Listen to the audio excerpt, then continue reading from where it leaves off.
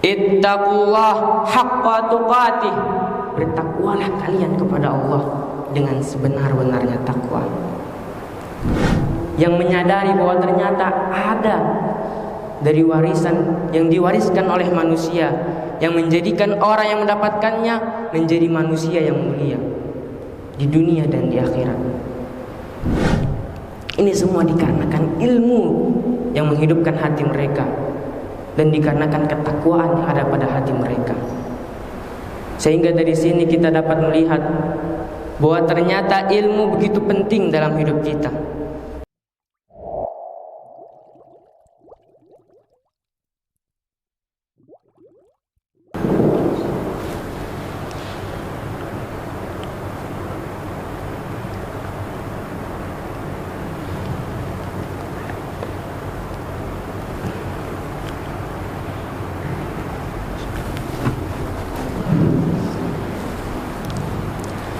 Innal hamdalillah nahmaduhu wa nasta'inuhu wa nastaghfiruh wa na'udzu billahi min syururi anfusina wa min sayyiati a'malina.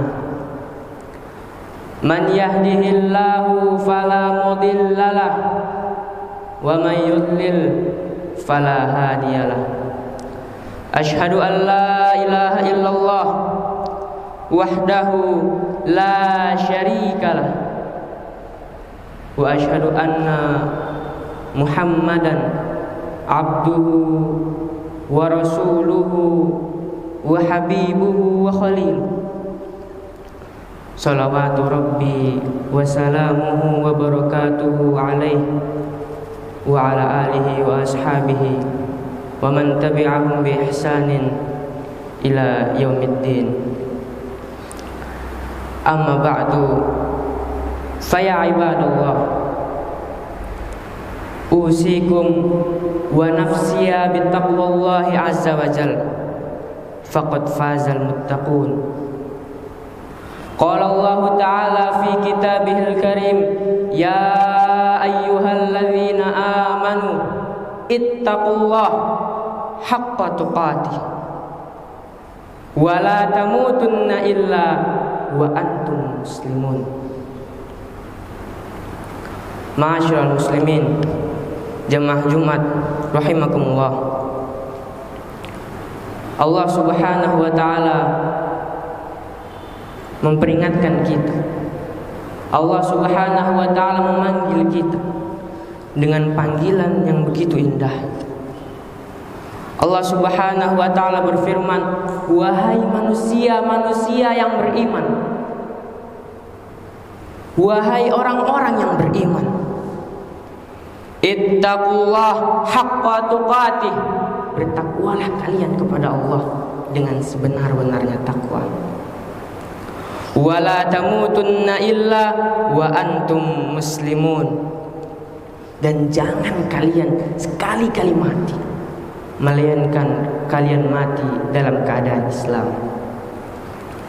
Hadirin jamaah Jumat rahimakumullah, mungkin kita heran mengapa dari dulu hingga saat ini selalu saja di setiap Jumat, di setiap masjid selalu kita mendengar wasiat takwa. Selalu kita mendengar usikum wa nafsiya bittaqwallah, ya ayyuhalladzina amanu ittaqullah. Selalu kita mendengar. Apa manfaat takwa dalam hidup kita?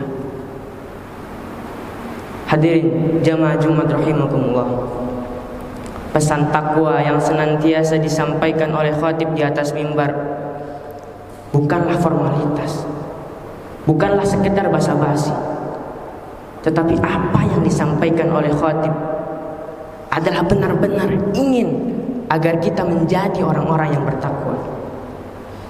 Karena masih banyak di antara kita yang takwanya hanya di dalam masjid.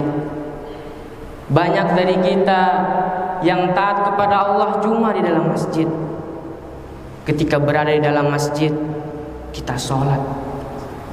Di dalam masjid kita membaca Al-Quran. berzikir. Tapi ketika kita keluar, semuanya lepas, seolah-olah Allah hanya ada di dalam masjid. Maka inilah yang harus dirubah, wahai saudara-saudaraku. Orang-orang yang bertakwa adalah mereka yang taatnya kepada Allah di dalam masjid dan di luar masjid. Orang-orang yang mereka bertakwa kepada Allah ketika ramai maupun ketika sendiri. Oleh karenanya, kita senantiasa berharap, berdoa kepada Allah Subhanahu wa taala agar kita dijadikan salah satu dari hamba-hambanya yang bertakwa. Karena seperti yang kita ketahui, begitu banyak ayat-ayat di dalam Al-Quran yang menjelaskan tentang keutamaan takwa yang begitu besar. Setiap kali Allah Subhanahu wa taala menyebutkan tentang surga, selalu saja Allah Subhanahu wa taala menyandingkan surga dengan orang-orang yang bertakwa. Innalil muttaqina mafaza. Orang yang bertakwa telah menang. Innal muttaqina 'inda rabbihim jannatin na'im. Sungguhnya orang yang bertakwa berada di sisi Tuhannya di dalam surga yang penuh dengan kenikmatan. Sehingga kita berharap kepada Allah Subhanahu wa taala, senantiasa berdoa agar kita dijadikan salah satu dari hamba-hambanya yang bertakwa, yang pantas masuk ke dalam surganya. Amin. Amin ya rabbal alamin.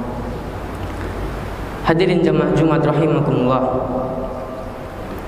Ketika kita mendengar kata warisan, maka tentu yang terbersit di dalam pikiran kita adalah harta yang melimpah,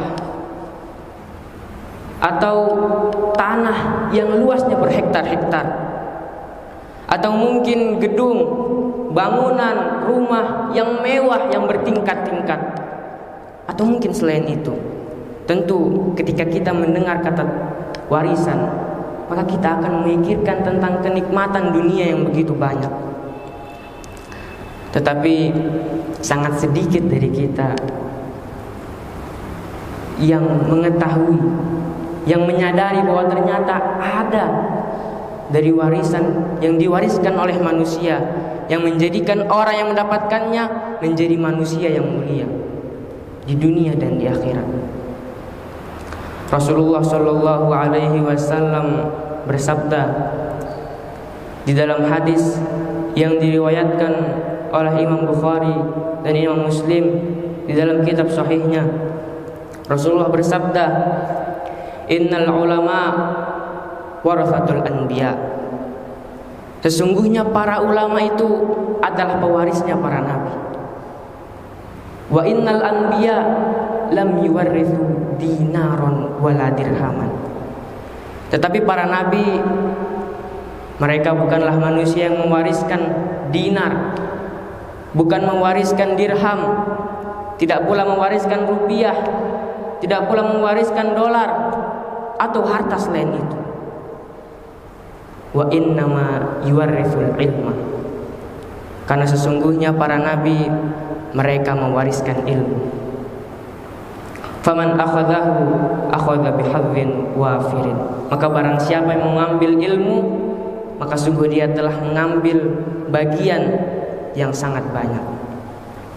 Hadirin jamaah Jumat rahimakumullah. Dari hadis tersebut kita dapat mengetahui bahwa ternyata ada warisan yang menjadikan seseorang mulia. Ada warisan yang menjadikan seseorang mulia di dunia bahkan di akhirat, yaitu warisan yang dipegang oleh para ulama dan yang dipegang oleh mereka adalah ilmu. Lalu yang menjadi pertanyaan kita, ilmu apa yang dimaksud? Apakah ilmu matematika termasuk? Apakah ilmu filsafat termasuk? Apakah ilmu kalam termasuk? Maka jawabannya ada di dalam firman Allah Subhanahu wa taala dalam surah Fatir ayat ke-28. Innama yakhsyallaha min ibadihil ulama. Sesungguhnya yang takut kepada Allah di antara para hamba-hambanya adalah para ulama. Maka dari sini kita dapat mengambil kesimpulan bahwa ilmu yang menjadikan seseorang itu mulia adalah ilmu yang menjadikannya takut kepada Allah Subhanahu wa taala. Dan ilmu yang dimaksud adalah ilmu agama. Karena ilmu agama sekecil apapun yang kita dapatkan yang menjadikan kita takut kepada Allah, maka itulah yang disebut dengan ilmu. Hadirin jemaah Jumat rahimakumullah, betapa pentingnya ilmu di dalam agama kita. Betapa pentingnya ilmu ini yang menjadikan seseorang mulia hidup di dunia maupun di akhirat. Betapa tidak? Bukankah kita sering melihat orang-orang di sekitar kita? Coba kita saksikan orang-orang di sekitar kita. Banyak sekali dari mereka yang memiliki harta yang melimpah, jabatan yang tinggi, sekolahnya pun demikian. Tetapi tidak sedikit dari mereka yang sering mengeluh, memiliki kehidupan yang sulit, memiliki masalah yang banyak dalam hidupnya. Mereka senantiasa mengeluh. Tapi coba kita lihat, coba kita saksikan orang-orang terdahulu. Coba kita lihat Nabi kita Muhammad sallallahu alaihi wasallam bersama para sahabat. Bukankah beliau bersama para sahabat adalah orang-orang yang fakir? Kita saksikan berbagai macam ujian dan cobaan yang Allah timpakan kepada Nabi Muhammad dan para sahabat. Tetapi mereka senantiasa terus dan terus bersyukur kepada Allah dan senantiasa bersabar. Ini semua dikarenakan ilmu yang menghidupkan hati mereka dan dikarenakan ketakwaan yang ada pada hati mereka. Sehingga dari sini kita dapat melihat bahwa ternyata ilmu begitu penting dalam hidup kita. Karena jabatan setinggi apapun, harta sebanyak apapun, tidak akan sebanding sedikit pun dengan ilmu. Hadirin jamaah Jumat rahimakumullah, coba kita saksikan asal usul kesyirikan di muka bumi ini.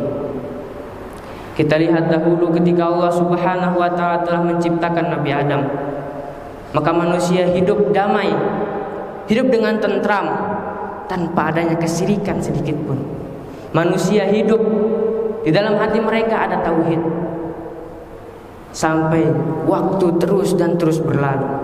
Waktu berjalan begitu panjang sampai tiba masa di mana datang kaum Nabi Nuh. Nabi Nuh, pada kaumnya terdapat orang-orang yang soleh.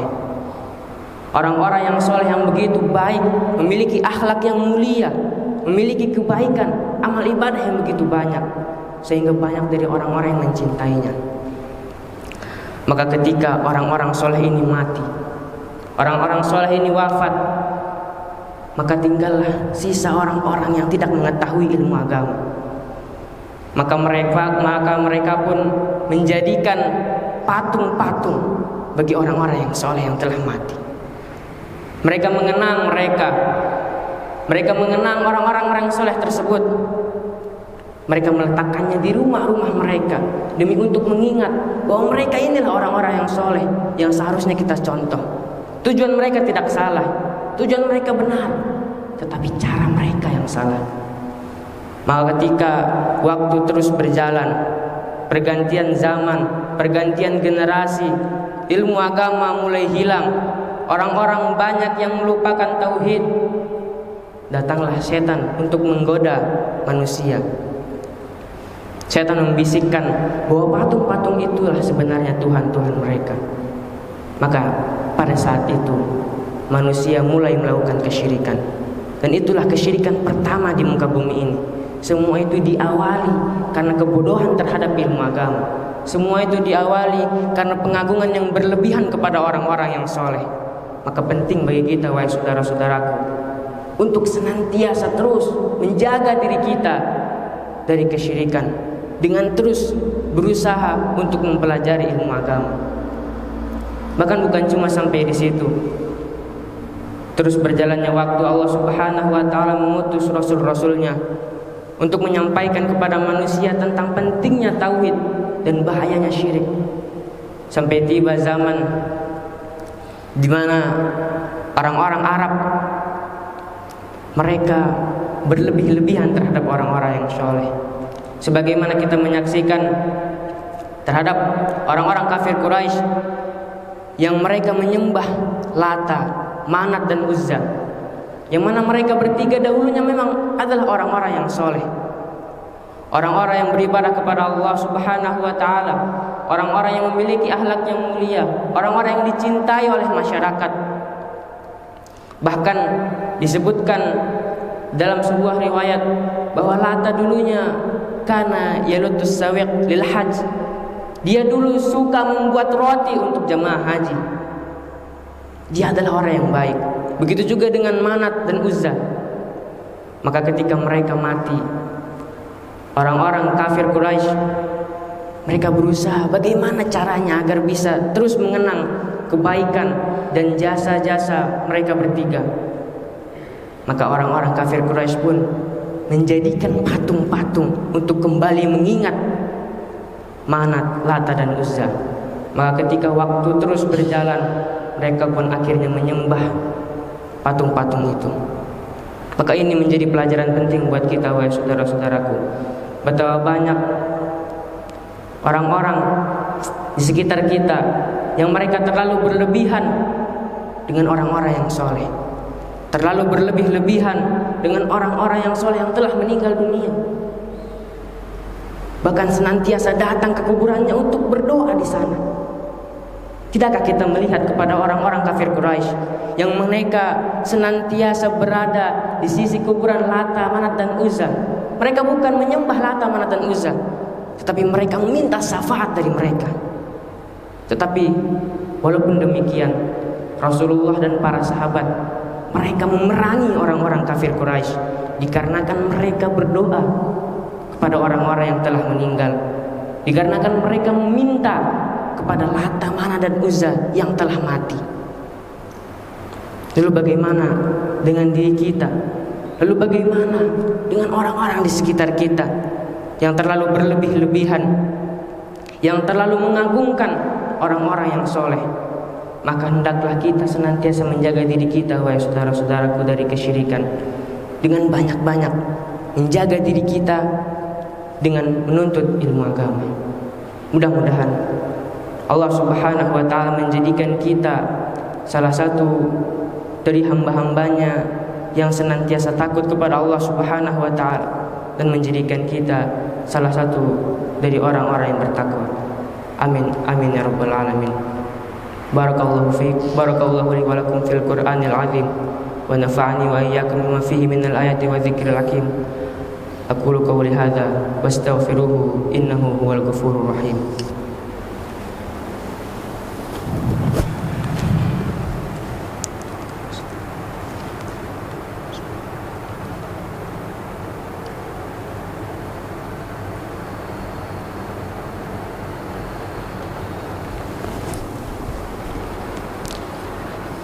Alhamdulillah, alhamdulillahi hamdan katsiran tayyiban mubarakan fih, kama yuhibbu rabbuna Allah wa yardah.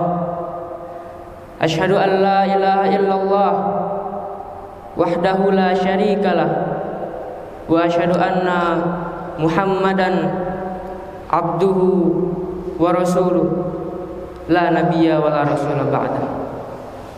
Ma'asyiral muslimin, jemaah Jumat rahimakumullah. Kita adalah manusia yang diberikan oleh Allah Subhanahu wa ta'ala kesempatan hidup yang sangat sedikit. Allah Subhanahu wa ta'ala telah memberikan kepada kita umur yang tidak begitu panjang. Paling maksimal kita hidup sampai 80 atau 90 tahun. Atau mungkin ada di antara kita yang lebih. Tetapi ingatlah, wahai saudara-saudaraku, bahwa kehidupan akhirat adalah kehidupan yang abadi. Menuntut ilmu agama di dunia ini sebentar saja tidak membuat kita rugi, bahkan akan membuat kita beruntung kelak di akhirat kiamat, kelak di akhirat nanti. Oleh karenanya, wahai saudara-saudaraku, jemaah Jumat rahimakumullah, marilah senantiasa kita menjaga diri kita dengan selalu menuntut ilmu agama. Tidak ada ruginya kita meluangkan waktu kita sedikit untuk menuntut ilmu agama. Mudah-mudahan Allah Subhanahu wa taala memberikan kepada kita petunjuk dan hidayahnya dan menjadikan kita salah satu dari hamba-hambanya yang bertakwa. Amin. Amin ya rabbal alamin. Allahumma salli ala Muhammad wa ala ali Muhammad kama shallaita ala Ibrahim wa ala ali Ibrahim innaka Hamidum Majid. Allahumma barik ala Muhammad wa ala ali Muhammad kama barakta ala Ibrahim wa ala ali Ibrahim innaka Hamidum Majid. Allahumma ighfir lil muslimina wal muslimat wal mu'minina wal mu'minat al ahya'i minhum wal amwat innaka sami'un qaribun mujibud da'wat wa qadiyal hajat. Allahumma arinal haqqa haqqa warzuqna ittiba'ah wa arinal batila batila warzuqna ijtinabah. Rabbana hab lana min azwajina wa dhurriyyatina qurrata a'yun waj'alna lil muttaqina imama. Rabbana dhalamna anfusana wa illam taghfir lana wa tarhamna lanakunanna minal khasirin. Rabbana atina fid dunya hasanah wa fil akhirati hasanah wa qina adzaban nar. Wassallallahu ala nabiyyina Muhammad walhamdulillahi rabbil alamin. Aqimissalah.